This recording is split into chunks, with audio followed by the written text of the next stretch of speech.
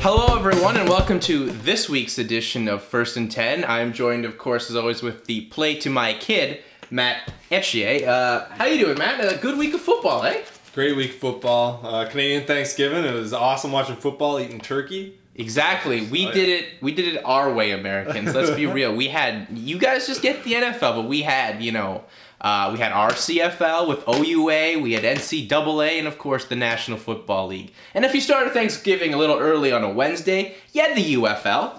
I mean, it was there. Bart Andrus. You didn't watch any of that. None of us do. But yeah, I mean, I thought it was a pretty exciting week in the NFL. I mean, there's always at some point there's a game that, you know, you didn't think was going to happen, and it happened. Of course, we had it this week with the Indianapolis Colts playing for their coach in Chuck Pagano, who is now battling leukemia. So our thoughts in the show are out to him during that rough point in time. But his team, they looked rough to start, but they turned it on in the second half and put up 30 unanswered on the Green Bay Packers. Yeah, yeah. Ridiculous. Absolutely ridiculous. My boy Luck. Your boy Luck, My boy Luck. Amazing. I was glad to watch that. Yeah, they were down 21-0, right? Yeah. And came back to win it. And it was a tight game. It was clutch, and that's what I always thought Luck would be, is that quarterback you can trust in the clutch, be able to throw and pass down the field with 2 minutes left to go to win the game, and there he proved it. Now, huge win against Green Bay. I mean, it appears that they've been struggling a bit, but I think we're going to take a look eventually and see if Indy can keep rolling. Yeah, well, I think Indy's, you know, I think they got a matchup in their own right that I think they can handle next week in the New York Football Jets.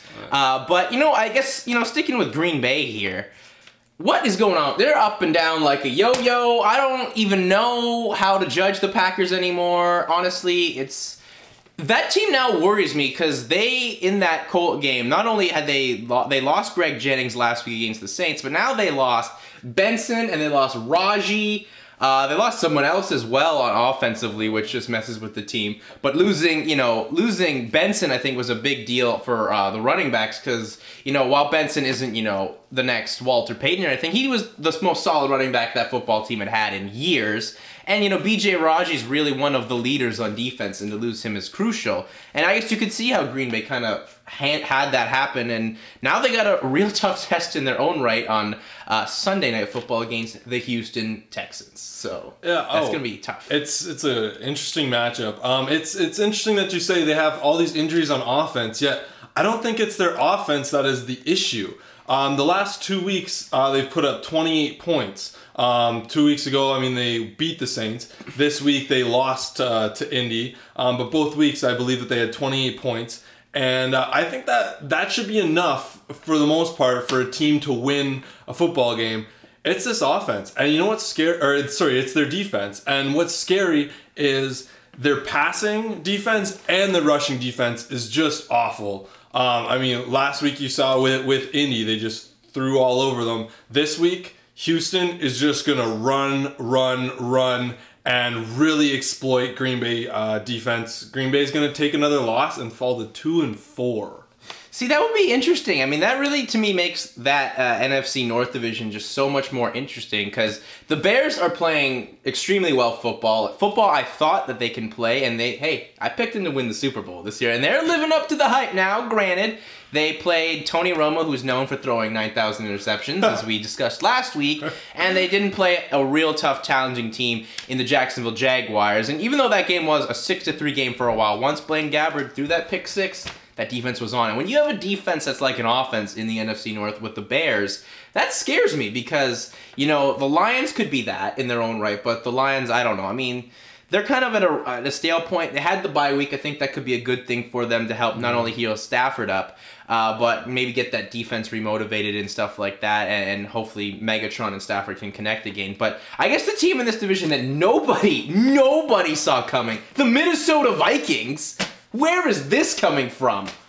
Did you see? I didn't see this coming. I mean, I'm all aboard the Vikings. They're playing great football. Yeah. Ponder's looking great. I love how they're using Percy Harvin. And you got to remember, this is a team with one of the best defensive linemen in the league in Jared Allen. So, what's your take on the Vikings? I have no idea. It's they just blindsided me. Just crazy. Ponder, never expected him to be playing this well, especially after last season. And I mean, their defense is playing. They're playing really well at home. This division is definitely a crazy division. As much as it pains me to say, because I picked Green Bay to go to the Super Bowl, not win it, but go there, and you picked the Bears to win the Super Bowl. Bears are going to win this division. Just looking at the schedule, as impressive as the Vikings have been, the next few weeks still, I think they're going to get another couple of wins. But end of the season, their schedule is tough. And Bears, I think Bears could go throughout the rest of the season with maybe 2 or 3 losses. And I think the division is now theirs for the taking, and they could even get the first round bye in the playoffs. I definitely agree. I mean, the best thing about Green Bay having these struggles is it makes that division so much more fun, and makes, football come crucial time, come December, November, that point in time, very interesting. And that's what us fans and you out there in video land enjoy to see have happen there. So, I guess before we move down the line here, of course, we've done this segment here, the game to watch. And I think this week, normally it's 1 game, but we got 2 this week because there's some interesting football matchups, both with the teams from Gotham City of New York. The first one is the Jets, who, as we have on our run sheet here, their offense is in ruins, taking on those, lucky horseshoe helmet Indianapolis Colts. Now, I won't say that victory was lucky, as no pun intended, as Andrew Luck got the job done there and played fantastic football that, we all thought he could, but we think maybe we'll see that in 2 to 3 years. Yeah, exactly. But in week, 5, 6? Yeah. I mean, that's impressive. And I guess really shows just how much, Green Bay is defensively hot garbage. But, they're playing a team that knows a lot about hot garbage right now, and that's the Jets.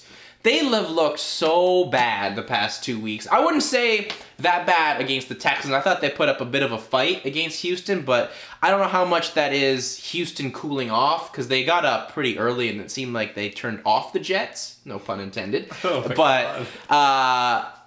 It just didn't seem like Houston was giving it their full effort in that game, where the Jets were always trying to make things happen and Sanchez couldn't. Now, I'm not going to blame Sanchez like everyone out there in New York. I mean, J.J. Watt played a monster game on Monday night. But I just don't think everyone needs to just get off Sanchez's back. I think if you get off his back, he's going to play better. I mean, you got on Eli's back for years, and what happened? 2 Super Bowls.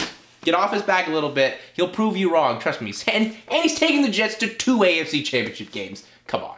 Now, I mean, the Jets they do worry me. I mean, they've lost a lot of people we've talked about. But and I was worried when Mangold went down, because Nick Mangold's one of their leaders, and they're one of the best centers in the National Football League. So do you think Indy can keep this miracle going, or are the Jets going to stink it out, or who wins this game, basically? Perfect situation for Indy would have been if this was a Thursday night.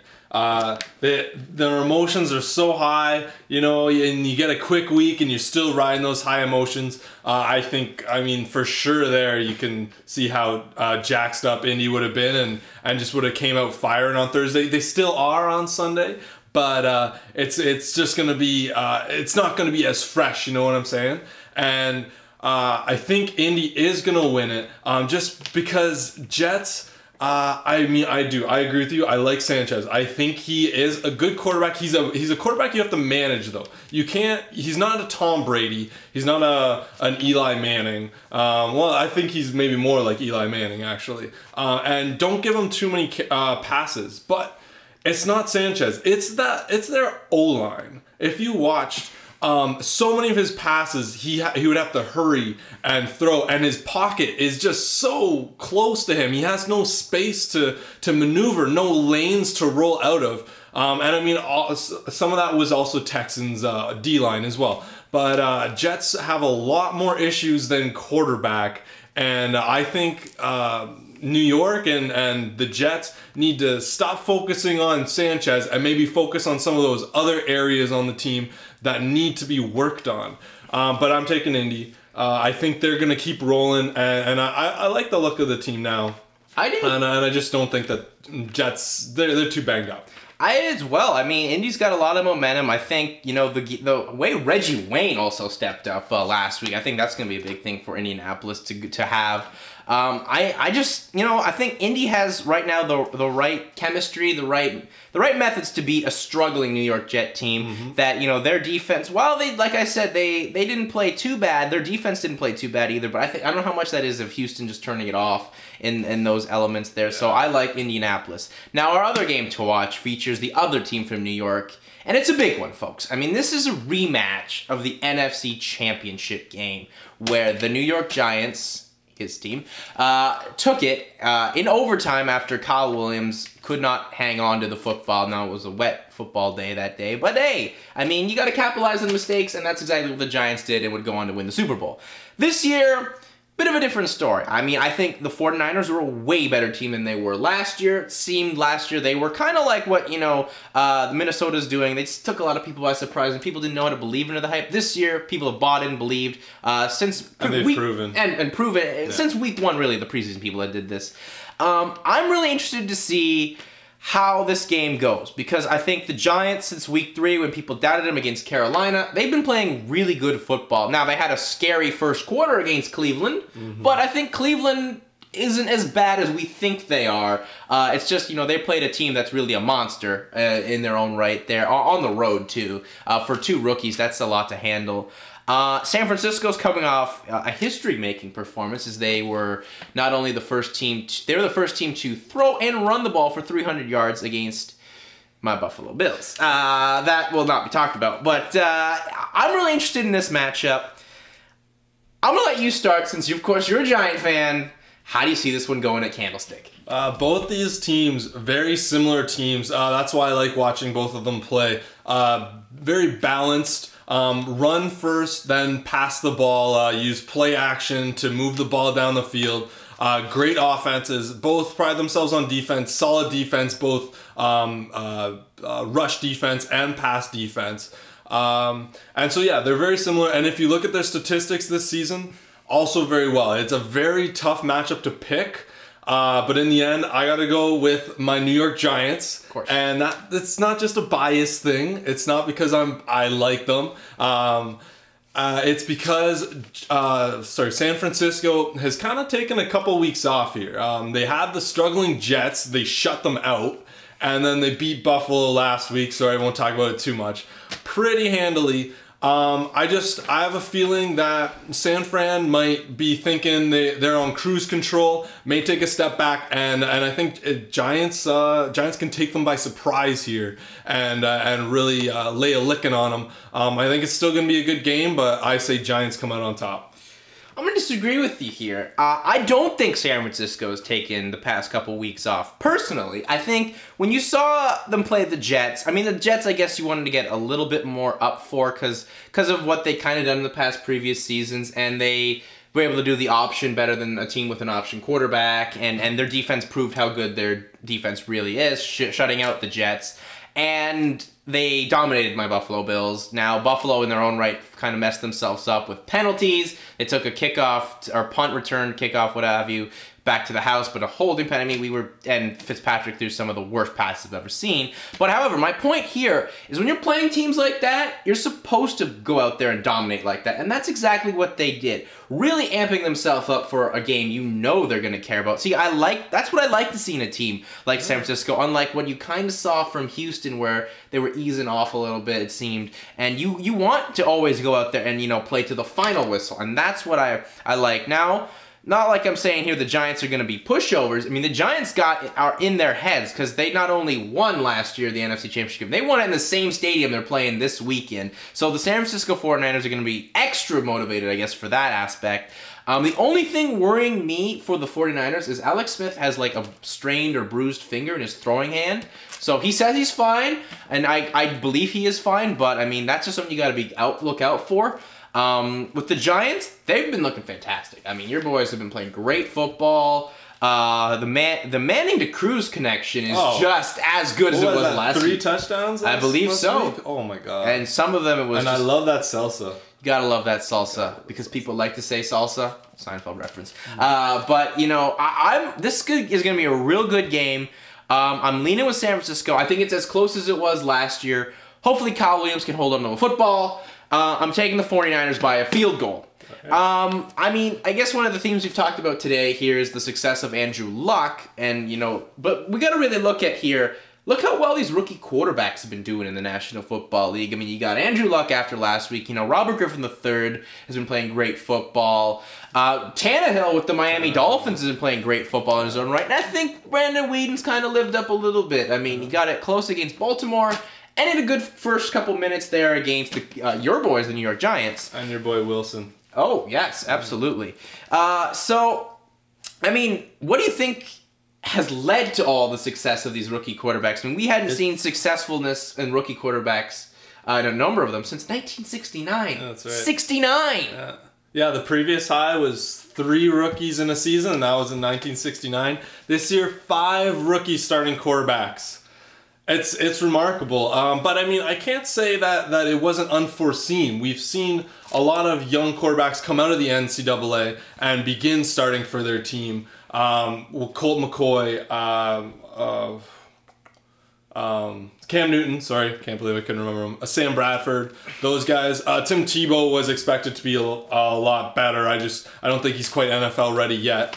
And just different styles. But this is definitely something to do with the NCAA and how they prepare their players. It's amazing at how competitive, especially in those big conferences like the SEC, the Big 12, and even the Pac-10 with Luck. It's just remarkable. But I don't think it's just the NCAA. The NFL has also taken their offense is a lot more spread style now, a lot more passer friendly. And I think NFL has almost adopted that from the NCAA. NCAA has always had those spread offenses, a lot of them. And so I think now with the NFL adopting that, when quarterbacks come into some offenses, they just feel a lot more comfortable in those situations and just makes it so much easier for them to transfer over. Now, I mean, I must say they aren't doing amazing things. I think the best is Andrew Luck at 2-2 with 500.